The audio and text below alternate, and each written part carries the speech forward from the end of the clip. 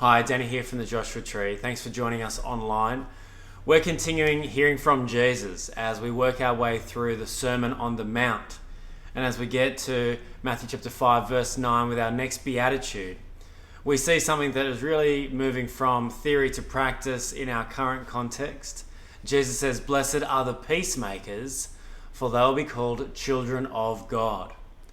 And now in the last couple of weeks, things have really escalated with the hostility between Russia and their movement into the Ukraine. And so this whole idea of what it means to bring about peace is something that has moved from just a theoretical thing to concrete application. There's been much debate about what the response from the rest of the world has been, what it should be, what are the implications. And so when we look across the globe, we realize that unrest is something that is quite prevalent. There's varying degrees of hostilities and tensions, but they are something that characterize human beings as communities. There's difficulties at being at peace with those who are a different nationality or perhaps have a different belief system to us. There's great hurt, there's great movement to try and bring about equality. There's a grappling for resources. And so the world is just filled with tensions. And so Jesus' instruction and guidance and this elevation of peacemakers is something that really interests us all. Now, what we've been seeing throughout these Beatitudes is that Jesus is giving a picture of how God has seen humanity's role on this earth and what it looks like to flourish when you're in sync with God's design. And the idea of being a peacemaker is something that has really been central to God's purpose for his people. Throughout the Psalms, we see, particularly in Psalm 34, that this picture of God's people turning from evil and doing good. This purpose of seeking peace and pursuing it was something that is in step with what God desires for his people. God is a good God. He's created people to be in relationship with one another. And so Jesus sort of building off that emphasis that is seen within the Old Testament scriptures of peace being an ideal that God is pursuing, says, "Blessed are the peacemakers." Now, in the sense of the context with these Beatitudes, this is a further outworking and outcome of being filled with God, of humbling ourselves, realizing that we're poor in spirit, mourning over our sin, hunger and thirsting for righteousness, receiving God's mercy and then being merciful. Now, to be a peacemaker is part of the transformation that happens when we are in sync with God. Now, if we're thinking about peacemakers, is Jesus talking about peacemaking on a personal level, where we seek to bring about peace in our relationships, in our families, in our workplaces, as we are not content to allow quarrels to just remain? Is it this idea of wanting to settle not just disagreements and differences that we're involved with, but being a conduit and an advocate for others to pursue peace in their broken relationships? Or is Jesus talking about more communal levels? Is he talking about the Russia-Ukraine, that sort of world level? Or is pursuing peace within people groups?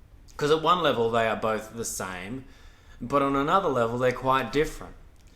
Pursuing peace on communal, state, international levels, dealing with great hostilities, involves a great deal of time and effort and a bringing together of people. Pursuing peace in personal interactions also involves a great giving of yourself, but it does seem something more achievable. And at various degrees in history, as people have understood Jesus' words, they've sort of pursued one or the other. But I think we can probably get a sense that both here, both personal peacemaking and communal peacemaking, are helpful in trying to understand the picture that Jesus is elevating to the crowd and the disciples who are listening. Peace isn't just the absence of conflict.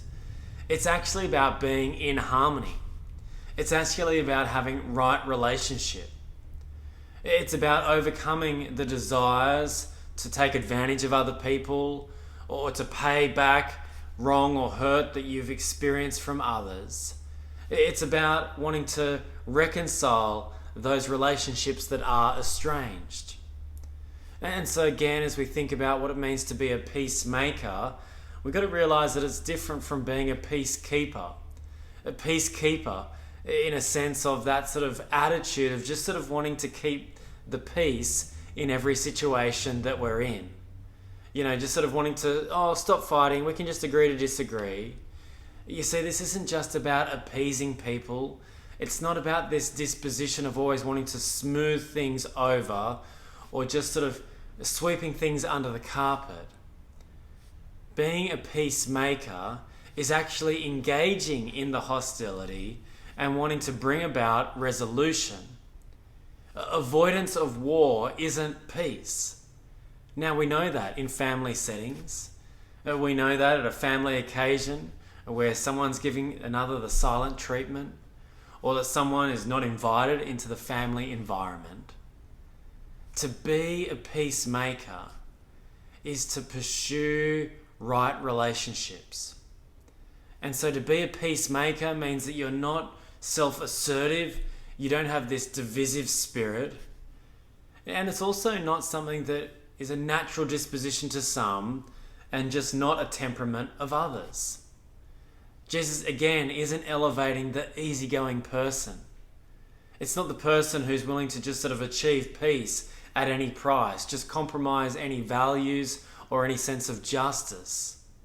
It's not the kind of person who just wants to avoid trouble or conflict, who hates having an argument. To be a peacemaker is to pursue right relationship. And for there to be right relationship, there needs to be a pathway to restoration. To be a peacemaker is to believe that things should be right, that relationships can be right. Now, from a global level, this is something that God has always pursued. We see in the Bible story that the relationship between God, the Creator, and the creation, humans, is a broken and fractured relationship. But God had been promising for a long time through his messengers that there would be a peacemaker, that there would be a king who would be the end of all kings, who would establish a kingdom based on justice and righteousness, a place where there'll be no room for violence or coercion or manipulation or division. This kingdom would be brought about by the Prince of Peace. Now, this Prince of Peace would be one whose only concern, whose primary concern was the glory of God, whose primary concern was the restoration of a broken relationship between mankind and the Creator. And in the life of Jesus, we see this very peacemaker arrive. We see that in his life, his true focus was on the glory of his Father. He himself was set apart to minister to that glory, and he in his life comes to end the hostilities. He engages and meets the antagonism that humanity has towards God personally. He experiences the anger, the disputes, the quarreling, the attack that humanity had against their Maker. And Jesus experiences that firsthand. And so we see that Jesus is this Prince of Peace because he's able to actually make peace. And he does that at the great cost of himself. He relinquishes his own agenda and self-interest, pursues God's agenda for him, and because of the loss of his life, others are able to gain what he had. We see throughout Jesus' life that he was the Son of God. He was the divine God-man. And so his peacemaking role enables others to also experience peace with God. And Jesus also enables others to hold the very precious title that he had, to be a member of God's household. And so Jesus' work as the great peacemaker is to change the status of all who trust in him, to enable those who are far away to be brought into the household of God, to call God Father, and to be known as God's children. Children, then, who are to reflect the family characteristic, to be the likeness of the Father who has called them into the household. You see, there is something godlike in pursuing peace. It's the means by which we enter the household of God. And now, one of the sayings that we often sort of like to show is like father, like son, the similarities across generations. Sometimes we like it and sometimes we don't. We like it when the strengths of the older generation is demonstrated in the new, whether that's physical ability or just moral characteristics. There's something really pleasing about that. But it also goes bad when the flaws of the previous generation are repeated in the others. But the issue that we face as Jesus invites us to be children of God is that rather than having flaws in our Father that we start to embody, that we become unlike him. God in himself is flawless. For us to mirror and image him, to live in his likeness, would bring about great blessing and prosperity and fruitfulness. But our issue is that we are unlike our Father. And so, unfortunately, as people, our troubles come about as we reject God. You see, all the things that bring hostility and brokenness to relationships is flowing from us rejecting God's desire and us pursuing self. As we enter situations and we think about, well, what's going to be best for me here? How's this going to affect my future? So often, self-interest and hurt comes about as we protect self and by very nature hinder others. And now this sort of war that exists is a war with God. Now for some of us it might be a very sort of nuclear expression that we say that we don't believe in God, that we hate God, that we can't trust God. But for others it's more of a cold war where we're just sort of indifferent towards God and we're just silent. And so for those who were Jesus' initial audience, the disciples who he'd called by name and the wider crowds, it seems like they're in the right spot to have the right disposition to be able to be reconciled to God. But Jesus a little bit later on in Matthew chapter 10 talks about the nature of what it means to follow him and to walk in the likeness of a heavenly Father. Jesus says, anyone who loves their father or mother more than me is not worthy of me. Anyone who loves their son or daughter more than me is not worthy of me. Whoever does not take up their cross and follow me is not worthy of me. But whoever finds their life will lose it, and whoever loses their life for my sake will find it. And Jesus gives the picture here of the heart that can actually start to represent the life of a child of God, to start to image the right family behavior. And it's the kind of life that Jesus himself lived, this life of submission to the Father's will. You have to first finish with your own self-agenda before you can begin really trusting and adopting God's agenda. To be a follower of Jesus, you have to die to self. And in following Jesus, you're invited to follow the ultimate peacemaker, the one who's able to make you at peace with God. Paul in Ephesians describes this by saying, for Jesus himself is our peace, who has made the two one and has destroyed the barrier, the dividing wall of hostility, by abolishing in his flesh the law with its commandments and regulations. His purpose was to create in himself one new man out of the two, thus making peace, and in this one body to reconcile both of them to God through the cross, by which he put to death their hostility. He came and preached peace to you who are far away, and peace to those who are near. For through him we both have access to the Father by one Spirit. Jesus here is talking about those of Jewish heritage and those of Gentiles.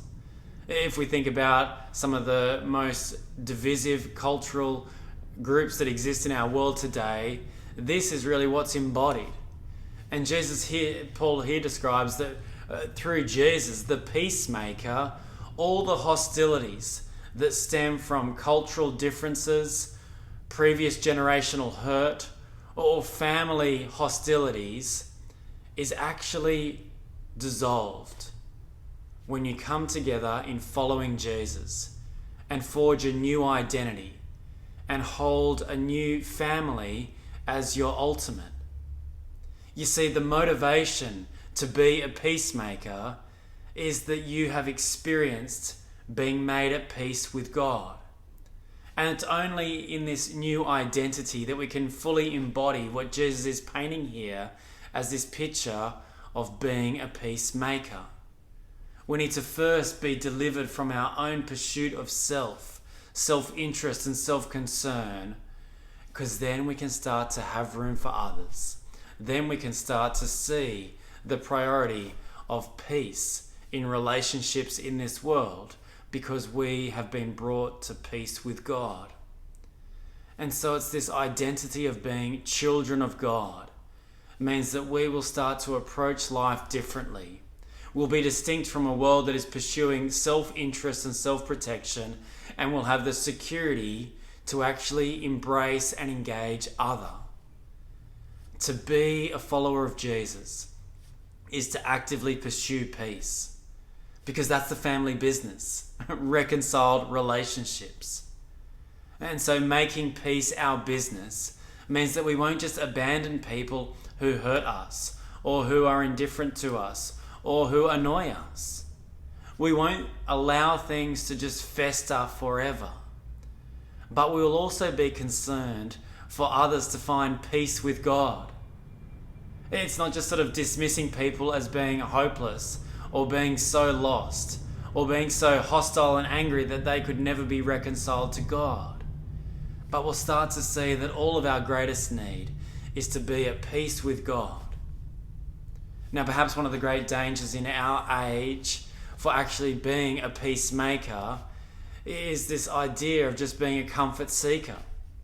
Now, with COVID the last couple of years, as we sort of embraced loungewear and sort of just taking things easy, one of the great temptations that will cloud our ability to be peacemakers is simply pursuing comfort. You see, to be a peacemaker involves effort, and often it'll just be easier not to. Being a peacemaker will put ourselves at risk. It will cause us great distress. It will be easy just to look out for ourselves. To be a peacemaker will also involve time. Time that means we'll have to sacrifice from other aspects of life.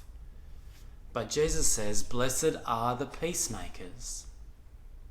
Now we've got to realize that in bringing about peace, there's various strategies, and as we sort of hear and think about the discourse around what's needed in Russia and the Ukraine at this point, that also just sort of translates down to our personal interactions.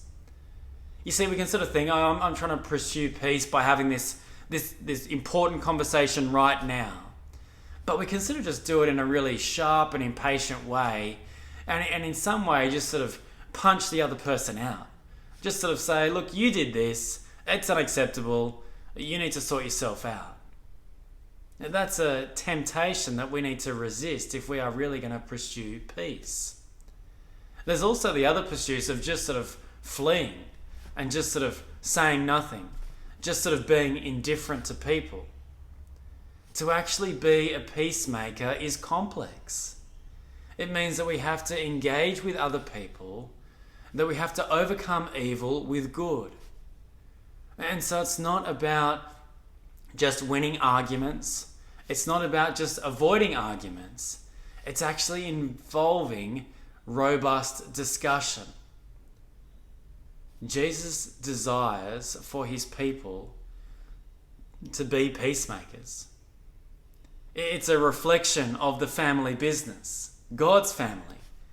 It's the very characteristic of the children of God, that they would pursue peace. Now, a couple of things to think about with this is that firstly, we should not be troublemakers.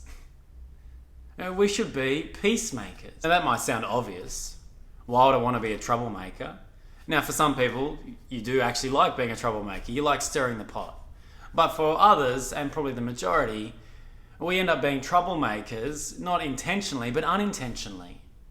We cause hostilities. We speak when we should be silent.